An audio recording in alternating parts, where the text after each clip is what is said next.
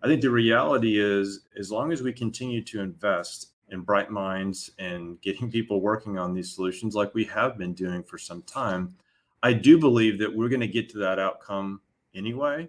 Mhm. It may be in a different sort of time scale, but it's all relatively short time scales. But I think the positive news is those types of technologies win in the long run, no matter what. Welcome to Care More, Be Better, a podcast for people like you who care about the social impact of conscious companies and everyday heroes. Hear inspiring stories from those who put people and planet before profit and personal gain. You'll learn how you can make a difference, vote with your dollars, and get involved today. Here's your host, Corinna Bellizzi. Hello, fellow do-gooders and friends. I'm your host, Corinna Bellizzi, an activist who is passionate about social impact and building a better, more sustainable future. Every week, we invite you to care a little bit more so that together we can all be a little better. And today, we're going to deepen our understanding of all things energy as we're joined by Jesson Bradshaw. Jessen is a CEO of Energy Ogre, an electricity management company that uses proprietary systems to ensure its customers are always getting the best prices on their energy and electricity. Energy Ogre has helped over 100,000 Texans save up to 40% on their electricity bills, over $150 million since its founding. Jessen, welcome to the show. Hi there, Corinna.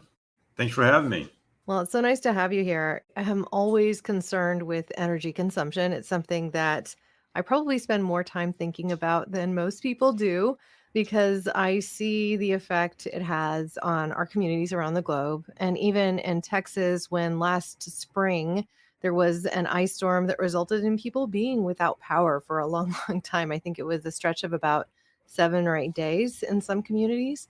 So I wondered first, what got you into this space of working in energy? And second, what makes you passionate to continue forward in it? Sure. Well, I think a lot of people have their forays into things where you don't really know what they want to be when they grow up. And so I kind of figured it out now, but I got into electricity, specifically power, by very much being in the right place at the right time. And so it was happenstance versus me very specifically trying to chart out a course in that particular industry. But the federal level, there was some big changes that were happening in terms of deregulation at the federal level that began in the early 90s and really started to come into effect in the mid 90s. And that's about the time that I was coming out of school and just so happened to find myself in this industry that was just really becoming a big thing. We always use electricity. And so the utility business was around for 60, 80 years beforehand, or longer in certain cases. But really the newer form of what we're dealing with today and the pace of technological change that we're dealing with in this space, a lot of it, I think, has gone back into the late 80s, early 90s. And so that's kind of where I started. And it's been a heck of a fun ride. It's exciting to me because when I first started in this space, it was the most recent deregulated big federal national deregulation that had occurred. Prior to that, we had airlines, and that was a huge win for consumers in terms of reducing prices and increasing access.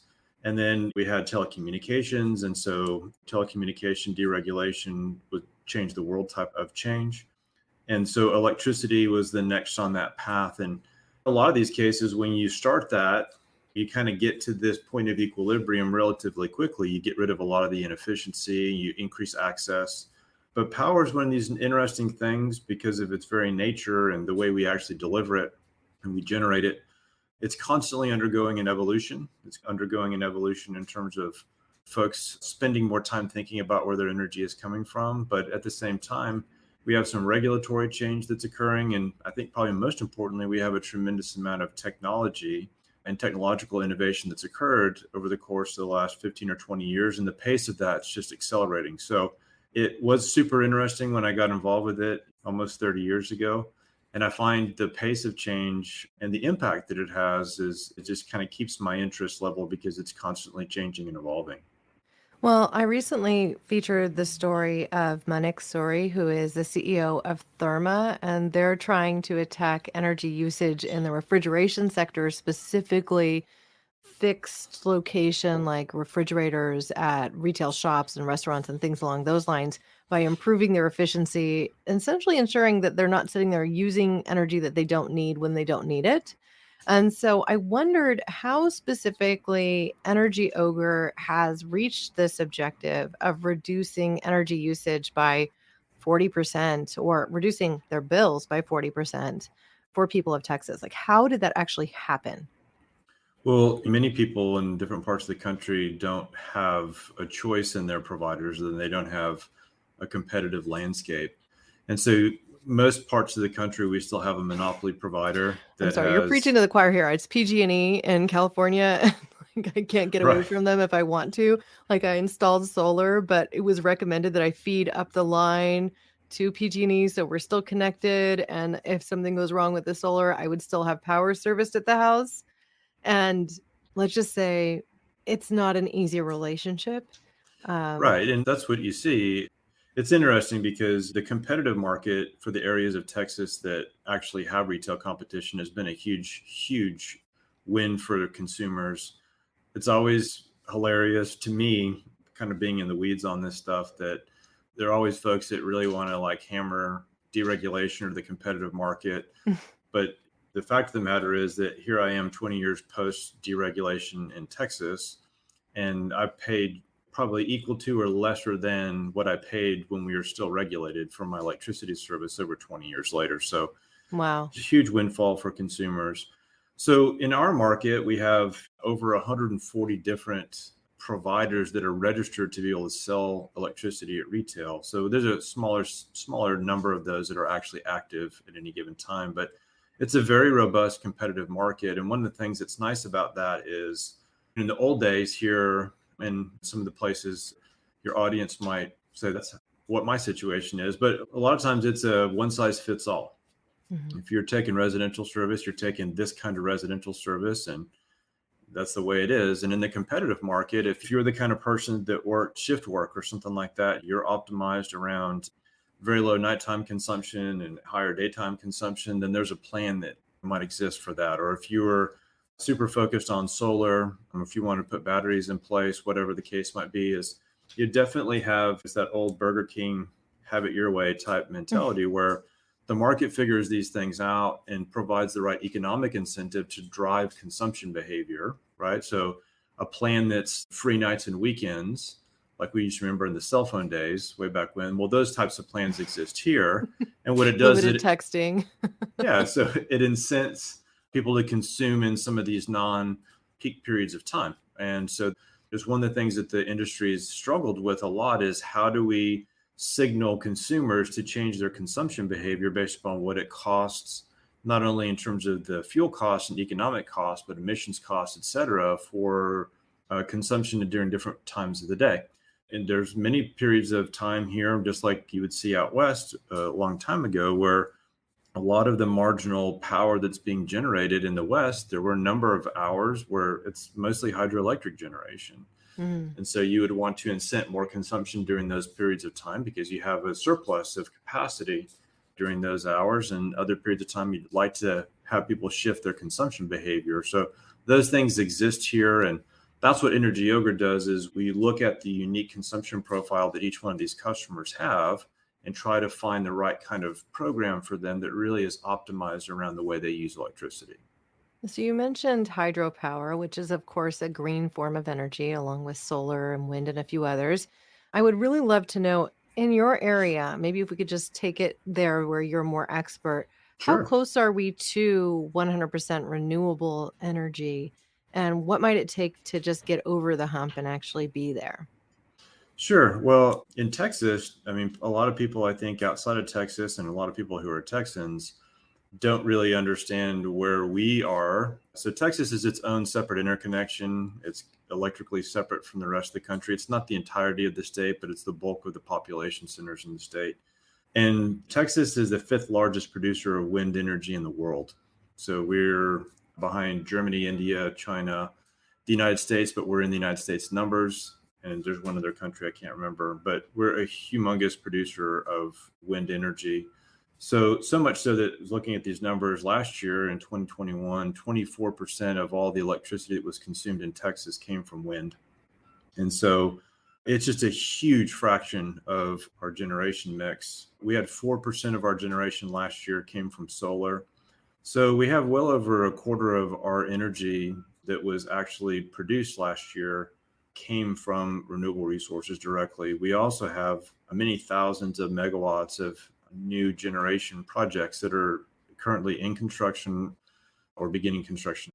And so our overall nameplate capacity in Texas, what our theoretical generation maxima would be, if we have over 90,000 megawatts of generation capacity, about 30,000 megawatts of that, 35,000 megawatts, that's wind. And we have about 10,000 megawatts by year end of solar. And that number, depending upon what you want to believe from a projection perspective, that number is going from anywhere upwards of 18,000 to maybe over 25,000 megawatts of solar. So Texas is very, very much on the forefront, well beyond the bleeding edge of deploying renewable resources. And that comes with a serious set of challenges. All of these assets are not created equal. Much of our wind capacity exists in far west Texas, and it has a output profile that's not always ideal for the way people consume electricity. There's a lot that's produced in the early morning hours and the late afternoon, late evening hours, whereas the bulk of our consumption occurs across the middle of the day. So we don't really get as good of an overlap between those two assets, but the solar really works out well. It's complementary in many respects. So those two seem to work pretty well, and it'll be interesting to see how this moves forward. But in my opinion, from what I see today, just the nature of how electricity currently, with the state of the technology, electricity is one of these weird products that's unlike anything else we consume. It's produced, distributed, and consumed instantaneously. It all happens at the speed of light. And outside of a few types of technologies where we convert electricity into other kinds of energy, to store it, to reconvert it back to electricity, generally speaking, that capacity is very, very limited. And so our ability today, we would not have the ability to reliably move to 100% renewables at the current state of technology in Texas or really anywhere else. Maybe certain parts of the Pacific Northwest where they have a capability set that's large enough to handle all the load and it's dispatchable enough. But we need to overcome the issues. Our renewable resources today tend to be non-dispatchable. Okay, so storage isn't really happening is what you're getting at. Right. We're not quite there yet. And that's the place that I expect to see some of the biggest economic incentives to develop some of those technologies. And that's where I see, in addition to us generating electricity on a cost-effective basis, I think that's the next place where I really expect that we'll need to see technology lead the way. I mean, there are instances where, from a tech perspective, you can use like a water pump perspective where, if you have that hydroelectric ability, it's pretty constant because the river continues flowing, right? But then I've even seen some systems that where you pump water up when there's surplus and it comes down when there isn't. And so you continue to have kind of that energy output.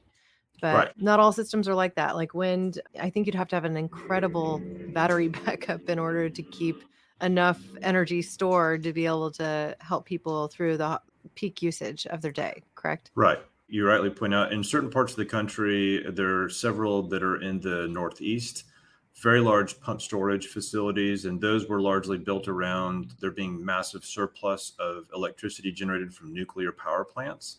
So it provided a huge incentive to use the excess nuclear energy during the nighttime for use during the daytime. So there's some of those projects that are there. There's some in Georgia and in some other places, but you have to have a geography that allows you to do that. And it's kind of destructive to the landscape as well to put a huge dam and create a massive lake where one didn't exist before. So there's a lot of other kind of considerations to contend with that. The state of the battery technology today is there are definitely some grid scale battery technologies that are out there. There's a little over, looks like 1,000 or 1,200 megawatt hours of that I see in the queue here. And that's interesting. It's just a very small, almost doesn't scratch the surface in terms of actually covering load. So, Well, and it's also resource intensive because you have to have all those rare earth minerals and right, the batteries don't last forever. They need to be replaced. And so I think that there's creative minds at work to find solutions to these things that may not be as taxing on the environment, because I think the problem with a lot of technology is that we don't know what the negatives are necessarily going to be until we get started, right? right. So is there going to be a shortage then of some of these rare earth minerals? And we're already confronting a lot of that when we're looking at the electric car space, because electric cars are booming, right? And more people are driving automobiles. And then suddenly, we're melting permafrost in Greenland to get to rare earth minerals that we otherwise wouldn't have access to.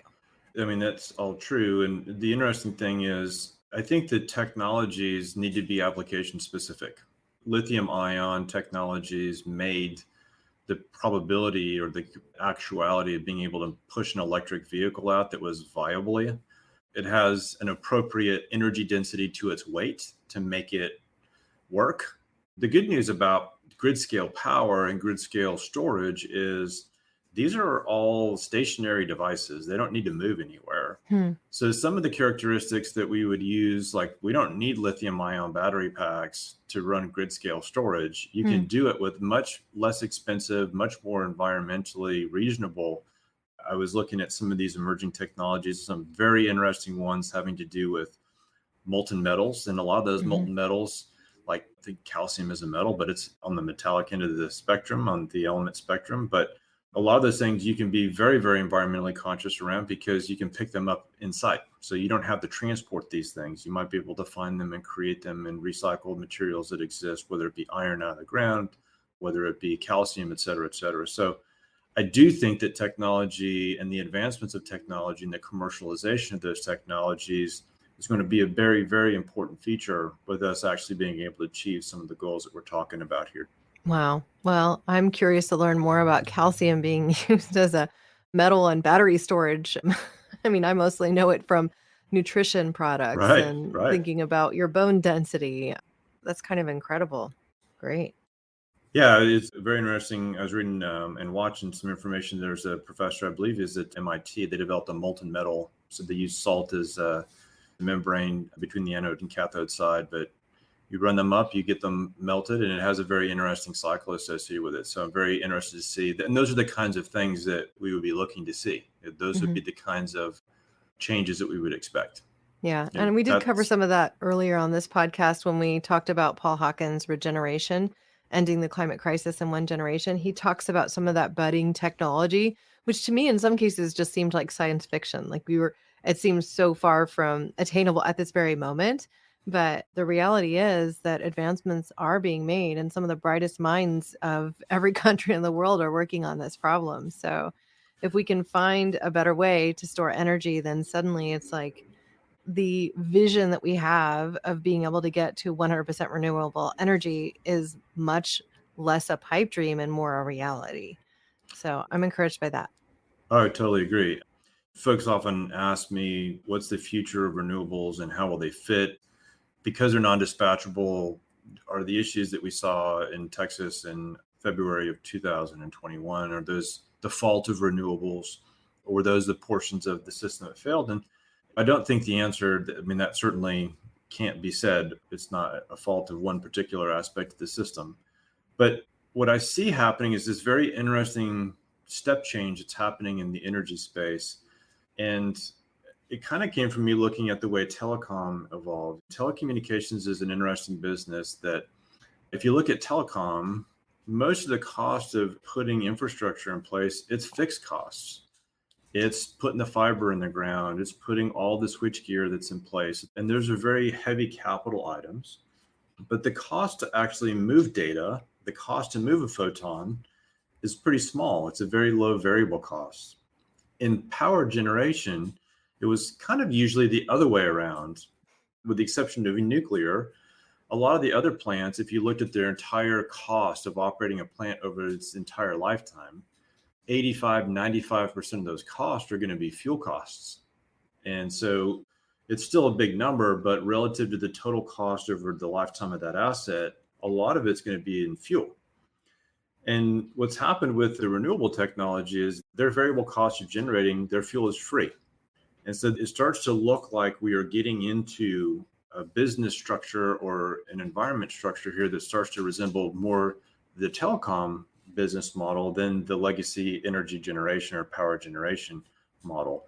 And all those things have happened because of advancements in material sciences and other types of technologies, that the amount of energy that's squeezed out of a certain amount of photon energy from the sun, we see this change in the efficiency and the viability, the commercial viability of these technologies as we have massive advancements in all these things. And that's your point, is it's absolutely correct. We have this unbelievably fast pace of change that's occurred in this space. And my kids kind of chuckle about this sometimes, but I keep reminding them when I started working in 1995, and 1995 doesn't seem like it's that long ago to me, but That's just because you're old. But we didn't I'm just joking. I graduated in 94 from high so, school. And so to me, I'm like, yeah, that was yesterday. But we didn't have the internet at the office. No, we didn't. Yeah, we had emails. Yeah. And how did I do my thesis in school? I think I had a 386 computer. My kids don't even know what that was. Right. And so that, I mean, I know that we sort of would think that way, but it really hasn't been that long. And you start looking at solar cells have been around for a very long time. Commercially viable solar that can compete pretty darn close with other traditional forms of generation, particularly in your neck of the woods. That's a relatively new phenomenon. That really has to do with some breakthroughs in the material science, as well as some of the manufacturing techniques associated with these things. The technology, I don't mean it in terms of people think of technology as something new, but a lot of it has to do with perfecting and enhancing and commercializing these ideas, making them real, making them things that we get to put in our hands on a day-to-day basis. I mean, even something as ridiculous as the iPhone, when did those come out? 2006? And now it's kind of ubiquitous in terms of what we have. So we just don't think about how fast some of these things are actually changing. And the pace of this is moving very rapidly. So I think we're getting to a point in the energy space where, in power production specifically, as we continue to have advancements in material sciences, whether that's around better, stronger, longer lasting components for wind generation. We were able to remove points of failure like gearboxes and things of that nature that are in those pieces of equipment. As they get easier to manufacture, as they become stronger, as we get more output in our solar cells themselves, as we develop energy storage technologies, it really does allow that to start to displace some of this historical generation profile. But it does that not just because it's getting some form of a subsidy to win. It will win on economics. And I think that's the thing that I think is heartening as folks talk about, do something, do more, do it faster. I think the reality is, as long as we continue to invest in bright minds and getting people working on these solutions like we have been doing for some time, I do believe that we're going to get to that outcome anyway. Mm-hmm. It may be in a different sort of time scale, but it's all relatively short time scales. But I think the positive news is those types of technologies win in the long run, no matter what. That's great. So you mentioned something earlier that I'm not confident I understood, and that means I'm not also confident that everybody listening understood. Sure. You compared what's happening in the energy world to telecom. Now, is that because telecom is just networks of companies working together on the same platform? Is that what you mean by that? So what I mean is, if I were building AT&T today and I was trying to sell data or sell internet service to folks, that business is one where I might have to spend $40 billion or whatever the number is building a bunch of infrastructure. But my cost, if you're signing up with me to be your internet service provider, my cost to actually move data across my network is very, very, very small. It's just the minimal amount of electricity that's needed. Because the network is already there. Right. The bulk of my cost to be in that business is putting all the infrastructure in place. Right. So now I think I get it. I wanted to make sure that that was clear. And Sure. I really have been encouraged by even conversations around creating community-based energy sectors and things like that, so that we are kind of like more tightly knit collaboratives of companies or groups that are feeding energy into their homes and their businesses, as opposed to one multi-state conglomerate that gets to dictate everything of how energy is managed. I mean, what Right. happened in my neck of the woods is that the solar was a great proposition a few years ago when the government was giving rebates for it on things along those lines. And then also at that time, PG&E was paying more on per kilowatt hour than they are paying today. And so at the time that I got my solar installed, which was about 12 years ago now, we got a significant cut in our taxes as a benefit. And then we were also getting paid at a rate that meant that it should pay for itself in 8 years, just as an example. But what they did with the repayment rate versus what they're charging is now shifted because enough people bought into solar because they had monopoly control. And so there wasn't any market pressures on them to remain competitive. It's just, hey, we're the only show in town. You want power? Right. Which I think isn't the healthiest. It's not the healthiest for the consumer in the end. Right. And that's really my big concern. And that's why I love being able to speak to folks on a platform like yours and why I love this format. Because I'm sure everyone if you're a doctor and you hear people talk about medical stuff, you probably like grit your teeth and cringe. And so much stuff is said that is not really in keeping, or maybe it's not outright not true, but it may not be the entire story. And so I think all of us that are subject matter experts in the different areas of things that we deal with on a day-to-day basis, if we were to see them, we see other people talking about those things, you're like, that's not quite right. And unfortunately, I say that all the time in power. California is a good example of that. And so this is one of these things, I think, no matter what your goals are, whether they're well-intentioned, altruistic, or there's something more nefarious in play, a lot of people try to simplify these really complicated problems and act like they've got a solution, this is going to fix everything. And sometimes those solutions actually end up creating other problems. So like in California, for example, early in the adoption of solar, makes perfect sense. You are reducing demand on the system during the daytime hours, which is when most people are going to use electricity. But you can get to a point where you have so much solar that's sitting there that you end up creating this problem for the system when this transition period from daytime to nighttime, you're not really consuming a lot less electricity. You're just self-serving less of that electricity because your solar system is serving some portion of that. Mm-hmm. And so once the sun goes down, that demand is still there. So the amount that's required to come from the system explodes. And it creates a different kind of problem. And so by trying to put some things that are kind of non-economic, that are well-intentioned, sometimes it results in some things that I think are entirely predictable. When we have politicians and some other folks that are all of a sudden subject matter experts on energy, I would say the same thing if they're all of a sudden subject matter experts on healthcare. They're not. And so we kind of have to be careful. And I see a lot of this. And I think what we have is a population, generally speaking, that's very, very sensitive to wanting to leave a better environment and a better place for future generations. And so folks want to glom on to solutions that they see. And sometimes those are great solutions, and sometimes they may be well-intentioned, but not really accomplishing what we wanted them to accomplish when it's all said and done. So your business is in Texas. I wonder how you're using your platform to push for change outside of Texas, or what your plans are with Energy Ogre as you continue to grow. Well, I'm a huge believer in competitive markets. So there's been a massive opportunity for consumers in Texas that are in these competitive areas to be able to bring, if they want to put rooftop solar, or they want to have an incentive associated with that, or if they want to have different kinds of rate programs that incent innovation in new generation supply, things of that nature. That's what we're focused on here. And I do believe that we will see these pressures start to move into other parts of the country. It's one of the things I think we're doing a very good job here of the proportion of our generation that's coming from renewables, showing that it can be done, showing that it's profitable for that to be done without massive government subsidization associated with that consumers get a good deal. They're killing multiple birds with one stone.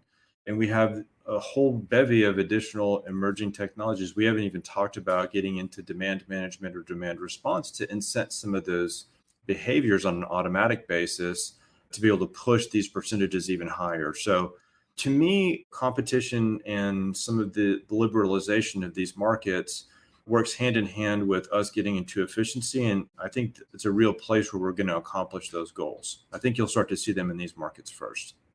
So let's talk for a moment about what people can do to minimize their usage during these peak times. If they have the ability to moderate their usage, like they're not at a workspace where things are automatically taken care of for them. Right.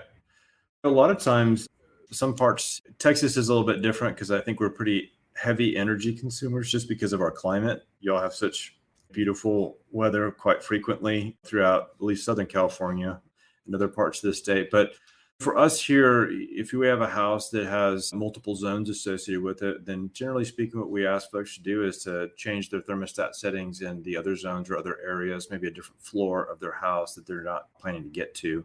There's simple things you would think would add up to that much. One place that we see over and over again, this is definitely going to be the case in California, is a lot of times when folks come in and they do pool installations, they set the run schedules for their automatic pool cleaning equipment, and it tends to run right over the course of the top of the day. Whereas it doesn't really have to happen in those timeframes. So you can schedule those maybe in the earlier morning and maybe in the late afternoon or something like that, depending upon when peak demand is in your particular area. One thing that people don't pay attention to that makes a big difference in terms of actual consumption on your HVAC system is changing the air filters. Frequently changing your filters or changing them inside the settings is super important because it improves the efficiency. They will run much, much longer and you'll consume way more electricity if you don't have clean filters. And so it's a very simple, easy, something everyone can do just to I'm keep just up laughing with that because you maintenance. added to my husband's honey-do list. You'd be surprised. You'd be surprised how big of a difference it makes. So I'm literally writing it down. Thank you. But I think to this point, a lot of folks have probably done this, but a very easy one to do if you haven't done it already is to retrofit as much of your lighting as possible from incandescent lighting to LED lighting. It's amazing what the quantity of electricity consumption reduction is. LEDs are amazing. They last longer. They're actually not that much more expensive anymore, but you can have 10 lights on LEDs and it's the same as one of the old incandescents would have been. So and it's not as hot. So there's that right. too, especially if it's a hot summer and you're turning on all these lights. And That's right. Yeah, that's great. Well, at this point in the conversation, I'd love to ask you if there's a question you wish I asked that I haven't. And if you have a question like that, go ahead and ask and answer that. I think that the question that you had asked before about how can we get to 100% renewables, and I think that's such a laudable goal that I'm really optimistic around really the continued application of some of these emerging technologies that will really allow us to get there where they work on economics by themselves. So the biggest place to focus, I think, on the front end is going to be in some of these storage technologies. And there's so many smart people and there's such a huge economic opportunity. And that can be anything from, as you said, from batteries is potentially one source. And I think we'll have a part to play in that. There's other technologies like compressed air energy storage, which is commercial technologies in use in certain parts of the world. That's pretty interesting technology. All the way through pump storage, like you had said, maybe up through even big flywheels, just converting some of that electricity into kinetic energy to be able to convert it back later. So I'm super optimistic that necessity being the mother of invention on these items. And it's fun to watch these things come into play when these new ideas come in the door and we start to see them in the industry on basically something new almost all the time. Well, I'm looking forward to the day when we can be on 100% renewable energy. I know that across the highway from me, some recent condos went up, and for a long time, they just emblazoned the sign 100% electric. And at the time, I was like, what does that mean? And why is that important? It's 100% electric. I mean, why would I care? I didn't understand that what they meant was that they were 100% electric and also 100% green energy sourced. And if they'd said that, it would have meant something much different. So perhaps they need a little bit of marketing messaging support on that arena. But I think as we continue talking about all of these things, of converting homes to be more energy efficient, doing things like addressing insulation or going to double pane glass and changing the filters in our home or altering when you plug your car in to charge it based on when peak usage is. All of those things can help us out and ensure that we don't have brownouts and things like that while we figure out what our energy infrastructure is really going to look like in this next generation. Because consumption just seems to keep going up, doesn't it?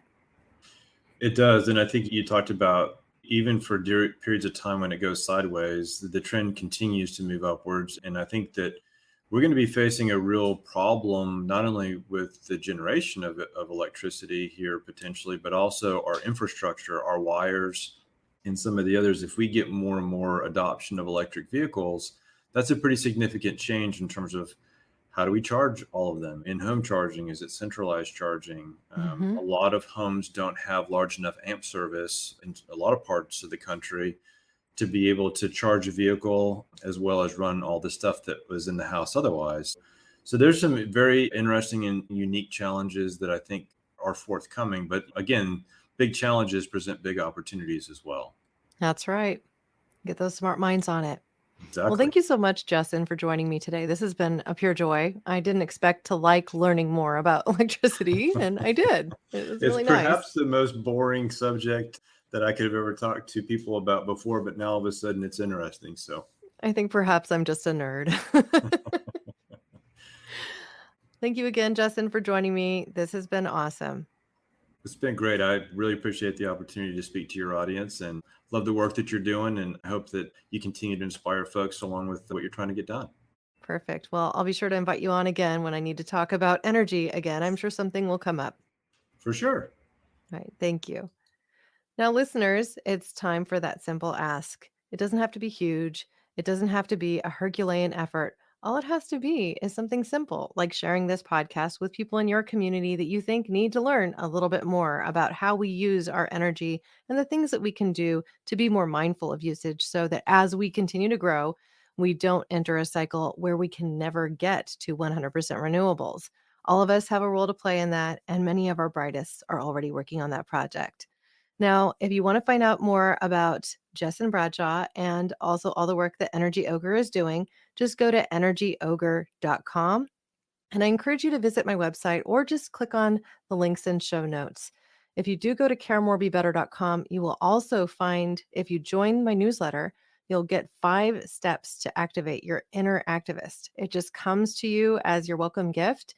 And that can help coordinate or organize any thoughts that you might have about the sorts of impacts that you want to make in your community or the causes that you might want to champion. Now, it does include a little bit of information on climate activist companies that you might want to be involved in or check out, including Paul Hawkins' work with regeneration.org. But again, that's all just there as a resource for you. Thank you, listeners, now and always, for being a part of this pod and this community. Because together we really can do so much more. We can care more and we can be better. We can even solve our electrical problems and regenerate Earth. Thank you. Thanks for listening to Care More, Be Better, a podcast for social good. To make sure you never miss an episode, subscribe, rate, and review wherever you listen to podcasts. And share with your friends to help us reach more people and spread more social good.